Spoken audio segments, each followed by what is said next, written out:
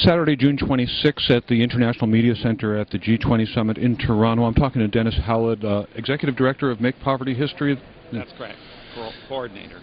Coordinator. Now, you say your worst fears were realized with the G8 communique. Tell me why. Well, as you know, the global recession has really put a lot of donor countries into deficit. Canada is actually relatively lightly off. Other European countries, the U.S., are really deeply in debt, and as a result, we're seeing, I think, falling short on commitments, being able to come up with new commitments for dealing with things like maternal and child health. So, you know, the G8 only came up with $5 billion out of a needed $30 billion. Their share would have been about $24 billion. So it's way less than what is needed. Last year, they managed to come up with $22 billion pledge for the food crisis. So in comparison, we've really seen commitments really drop off. What do you think these national governments could have done in view of the deficit and debt crises they're all facing?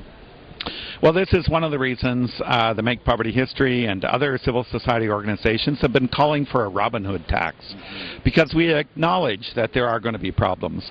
We need more creative alternative ways to raise the necessary funds to deal with global poverty, as well as financing for climate change adaptation to help poor countries cope. The Robin Hood tax, or the financial transaction tax, is a little bit different than the bank tax. This is something that would apply to all financial transactions, but it's a tiny tax, 0.05%. So even though it would also apply to currency transactions, if you're going to Florida and changing money, you will never notice. Most Canadians won't notice it, but it could raise, you know, $300 to $800 billion every year that could go towards financing poverty reduction and climate change mitigation. So it would be the answer. Now, we heard yesterday in your news conference that Sarkozy of France and Angela Merkel of Germany favor this, and other international leaders. Do you think it has a chance here in Toronto? Yeah, it's still a live issue. Sarkozy is going to be hosting the next G8, G20 next year in 2011. He's very committed to this. And I think they are also committed to finding a way to deliver on their promises. But they can't do it with the huge deficits they have. They need to come up with a more creative way. And the added advantage here is it would help to restore the balance of these governments. You can't deal with these kinds of deficits just with cutbacks, as they're trying to do in the UK or in Canada. You need some kind of a tax measure as well. Of all the tax measures available, this is the least problematic. It's true raising other taxes could have a detrimental effect on the economy and the economic recovery, but this would tax those most responsible for causing the crisis. It would tax the speculators.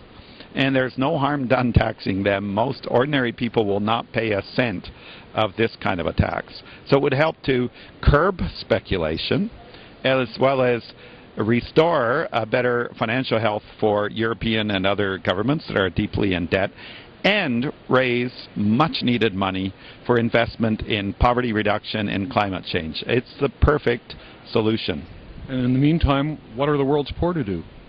Well, they're just going to have to wait, I guess. I am hopeful. It looks like this issue will be debated at the G20 that's just starting now. It won't get resolved at the Toronto G20. I expect that the Korean government will put it on the agenda as well in November, and hopefully by the time it comes to 2011, the G20 in France, we'd be in a position to get a decision about it. We may well see some of the European countries taking matters into their own hands and going it alone, implementing it. And other countries would then be forced to say, wait a minute here, you know, how come you get all the money? We want to say in the money that would be raised. I think it's going to come around to a situation where all the governments will have to acknowledge that this is one of the best ways to deal with all the problems that they have, both their own problems as well as the world's problems.